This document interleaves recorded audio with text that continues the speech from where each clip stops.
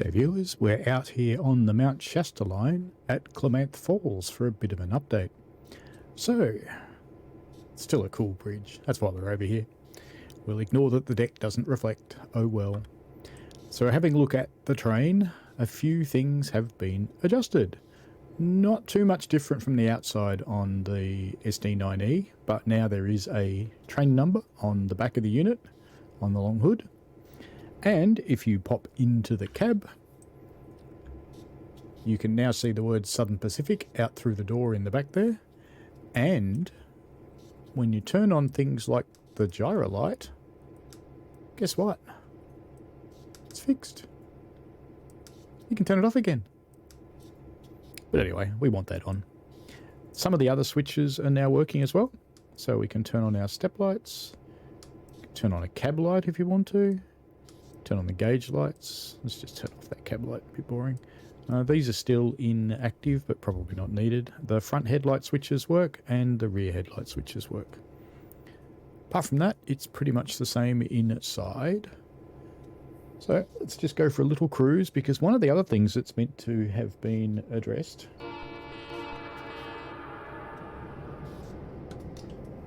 is the flickering water.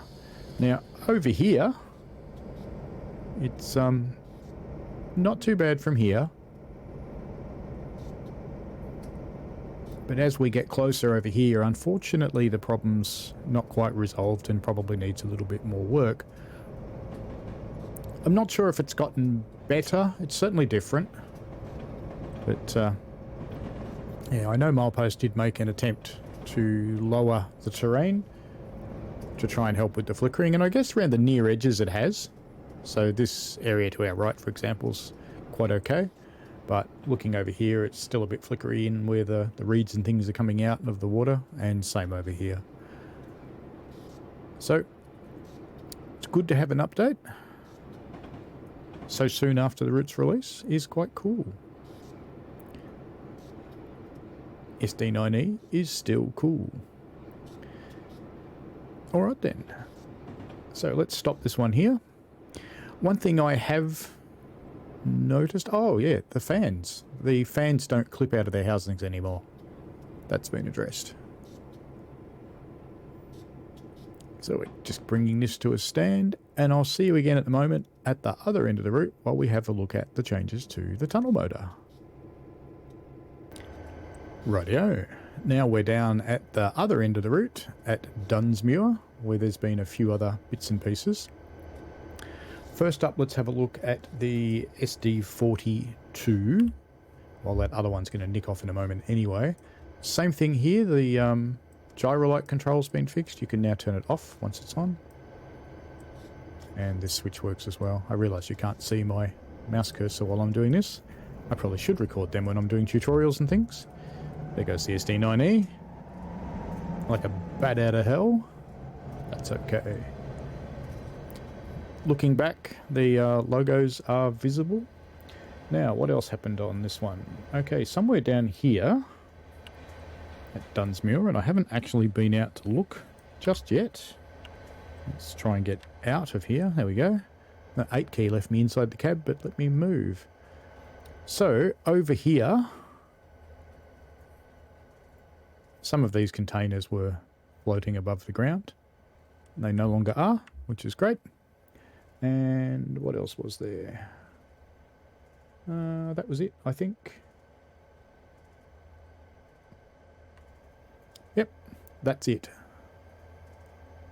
So we might as well, a little bit of a rail fan moment, and watch this train depart.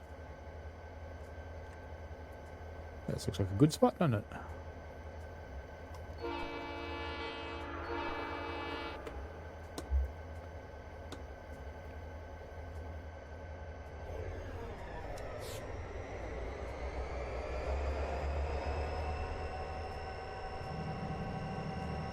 So thanks to Milepost Simulations for putting out a update so quickly after the route was released. There's a couple of other scenic issues along the route have been addressed, but I'll leave you to the enjoyment of finding those yourself. And just for disclosure purposes, I did get this DLC for free from Dovetail Games. Alright, thanks a lot, folks. Hope you're enjoying playing this route. I certainly am. It's a good one. See you later. Thanks for watching, folks. I hope you enjoyed it. I always like to get your feedback in the form of likes and comments because they help me understand what you want. Give the channel a subscribe and click on the tinkly things so you don't miss out on any new stuff. And thanks for your ongoing support. And please, be safe out there.